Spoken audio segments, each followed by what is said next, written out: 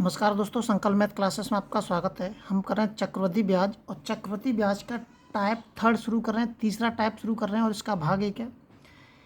यदि किसी राशि का 12% वार्षिक की दर से हर 6 महीने बाद जोड़े जाने वाले चक्रवृद्धि ब्याज और साधारण ब्याज का 1 वर्ष का अंतर 36 है तो राशि ज्ञात कीजिए। देखिए, वैसे तो इसको सूत्र से भी कर सकते हैं, क्यों ना हम इसको बिना सूत्र से और समझ के और अच्छे से करें। देखिए, यहाँ जो दर दे रखी है वो 12% दे रखी है, वार्षिक के रूप में दे रखी है, लेकिन यहाँ 6 महीने प्रयोग करने के लिए कह रहा है। क्या कह रहा है? 6 महीने। इसका मतलब ये जो दर है वो हमें आधी डिवाइड करनी पड़ेगी। 6 महीने मतलब 1 साल के अंदर 6 महीने मतलब 2 बार डिवाइड होता है, तो इसका मतलब 2 का इसमें हम भाग दे देंगे। तो यहाँ से जो दर निकालूंगा मैं, तो यहाँ से जो दर निकलेगी 12/2 इक्वल टू के 6%। और समय कितना है यहाँ पे? समय आएगा यहाँ पे 6 महीने का 2 आएगा, 6 महीने मतलब 2। समझ में आ रहा होगा। अब मैं यहाँ से निकालता हूँ सबसे पहले साधारण ब्याज, मतलब सिंपल इंटरेस्ट। तो साधारण ब्याज की पता है हमें कि, लेकिन एक चीज़ और यहाँ पे मैं मान लेता हूँ कि माना जो मूलधन है P है वो 100 रुपये। तो इस 100 रुपये का मैं निकालूंगा साधारण ब्याज 6% की दर से। कितने का? 2 का। 2 समय का गुणा कर दिया मैंने, 12। कितना आ गया? 12 रुपये आ गए। अब निकालूंगा मैं चक्रवृद्धि ब्याज, कंपाउंड इंटरेस्ट। तो कंपाउंड इंटरेस्ट निकालूंगा मैं, चक्रवृद्धि ब्याज निकालूंगा, तो पहले साल की तो 6 ही रहेगी, दूसरे साल की 6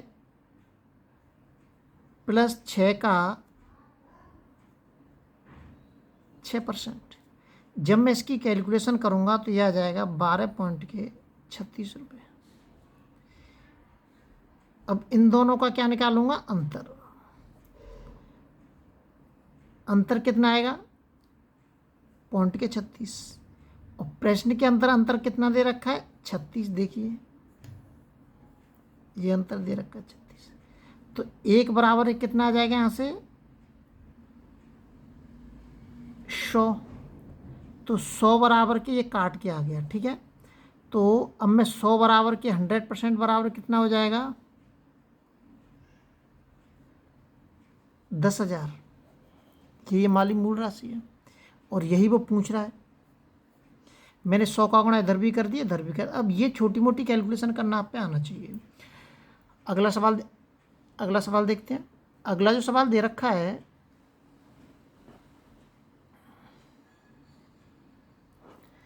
यदि कोई धनराशि वार्षिक चक्रवृद्धि ब्याज के आधार पर 3 वर्षों का चक्रवृद्धि ब्याज जोड़कर 3 सही 3/8 गुनी हो जाएगी तो ब्याज की वार्षिक दर ज्ञात कीजिए। ये जो दे रखा है 8 × 24, 3 सही 3/8, इसको क्या लिख सकता हूँ मैं? 27/8। अब मान लीजिए पहले जो मूलधन था वो कितना था? 8 था। अब वो कितना हो गया बढ़ के? 27 हो गया। यहाँ पे जो समय दे रखा है, समय कितना दे रखा है? यहाँ लिख देता हूँ। समय दे रखा है 3 वर्ष। अगर इस तरीके से कभी दर निकालने के लिए पूछी जाती है तो आप जो समय दे रखा है उसका इस तरीके से इस्तेमाल करें। अगर 2 दे रखा होता है तो केवल रूट लगा देंगे, 3 होगा तो घन आ जाएगा। ये कितने का घन होता है? 2 का होता है। और ये कितने का होता है? 3 का होता है। अब यहाँ से दर निकाल देंगे। यहाँ से ब्याज कितने की मिल रही है मुझे? 1 की मिल रही है। ब्याज कितने की मिल रही है? 1 की मिल रही है। तो बस दर आ गई आपके यहाँ से निकल के। 1 रुपये की ब्याज मिल रही है, कितने पे मिल रही है? 2 पे मिल रही है, और इंटू के 100। ये वाला 2 ये आ गया।